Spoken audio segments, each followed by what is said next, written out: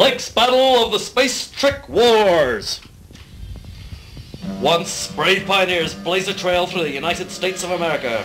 Attacked by Indians, robbed by gunmen, deserted by the law, their only hope was the few pistol-cocking heroes who made it their job to seek justice for all. Today, the Wild West of old is deep space. StarCraft have replaced wagons, Indians have changed into aliens, and the dusty one-horse towns are now remote and untamed planets. And still many depend on the courageous deeds of a few people who fight with plasma in their guns and righteousness in their hearts. Such people as are found on the StarCraft Snuggle Rabbit!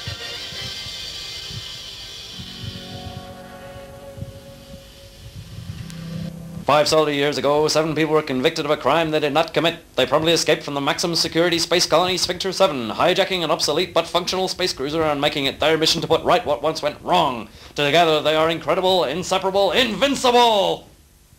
They are led by Blayk Jackson, a former United Planets admiral whose intelligence, courage and integrity are beyond question. Second in command is John Storm, a decorated starfighter with over 200 kills behind him. He likes things done his way. The softly spoken Dr. Andromeda is the last of the telepathic Nirvana people, the others having committed mass suicide when their homeworld was destroyed by United Planets Slaughterbird fighter craft. Only his close friends realize that Spectrum, the ship's brilliant scientist, is in fact an android whose logical brain yearns to experience human emotion. In the Snuggle Rabbit's pilot's chair sits Mike Aston, an out-and-out coward to the bottom of his space boots. He once spent 5 years in jail for desertion before running away. It was engineer Valerie Scott who transformed the Snuggle Rabbit from an obsolete space cruiser to a 1,000-megaton harbinger of death, pain and general discomfort. She is very quiet. Former Miss Galaxy Annalise Otter sits at the communications panel. Her lithe figure and gorgeous looks ensure she doesn't need a phaser to stun men with. By the way, my name is Max. I am the computer without which the Snuggle Rabbit would be nothing more than a drifting space hulk. These then are the voyages of the starship Snuggle Rabbit!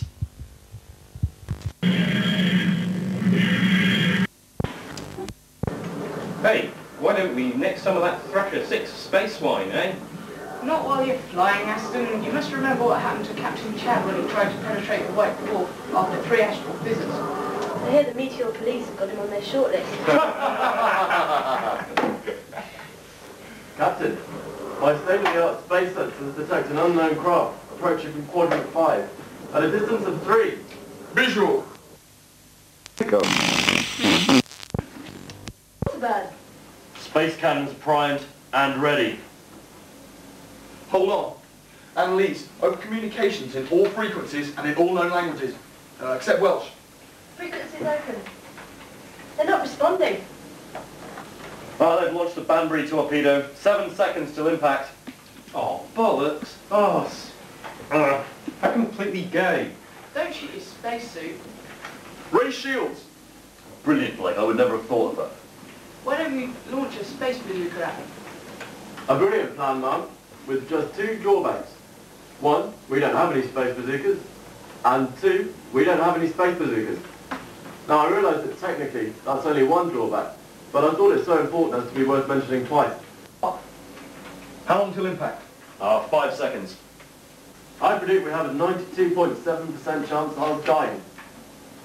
Level your violence wish to die in combat. He comes! Brace yourselves.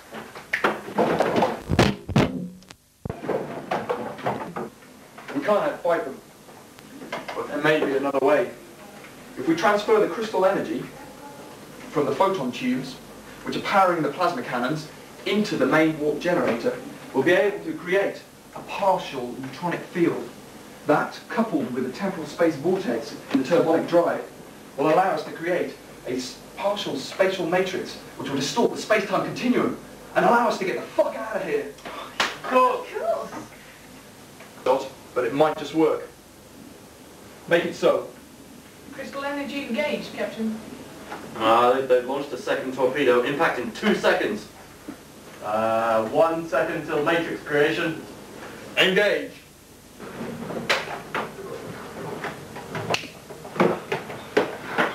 Clear.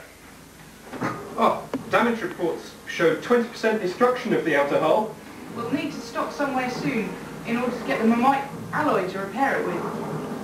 My space sensors detect a planet with a biosphere much like Earth at a distance of 8.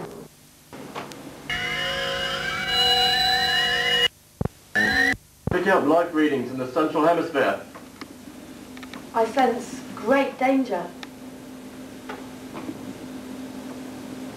We've got no choice. Without those repairs, we're shagged. Adjust teleport hats. Teleport hats? Adjusted. Teleporting now.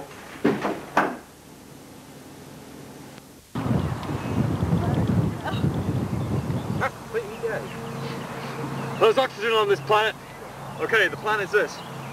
Annalise, Spectrum, and Storm, you go find any life forms in the area, and the rest of us will go and see if we can find some Mamite supplies.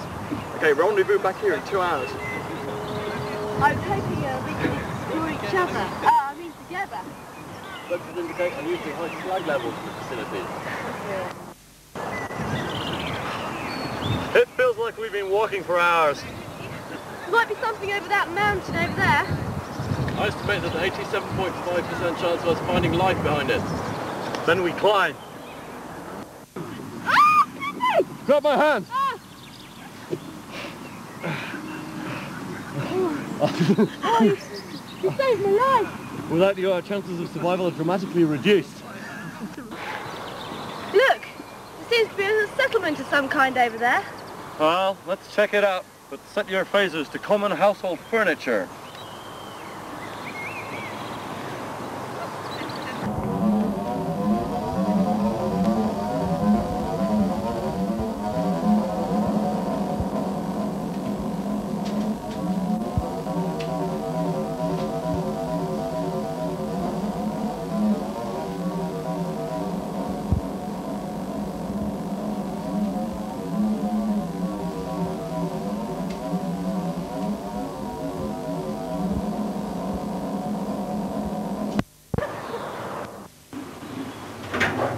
Greetings, strangers.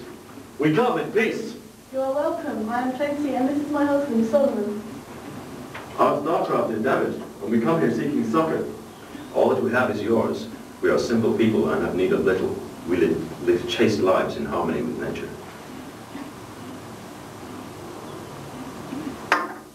Potentially living here all on your own. Much of our time is spent attending our biofarm. We can grow or synthesize most foods originally available on the planet once known as Earth. Like this vegetable lasagna. Fascinating.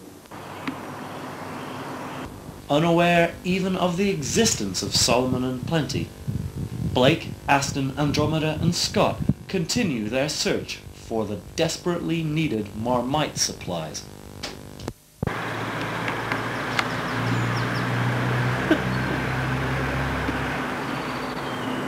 This appears to be a disused Marmite mine. Did you hear something? Put your phaser on stun. It's the real thing. Looks like you to shoot with. Let's put it in the space stack. You see it in the torch?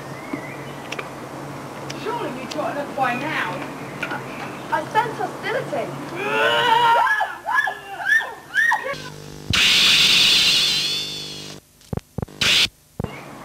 I don't know, but it sure as hell isn't human. Let's get the hell out of here before the stun wears off. Let's go. Friends show up.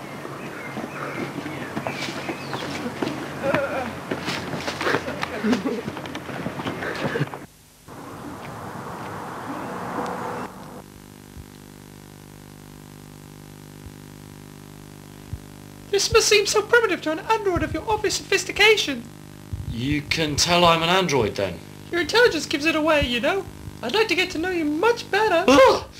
Why don't you try some of our organically synthesized space lager? It'll knock you off your feet.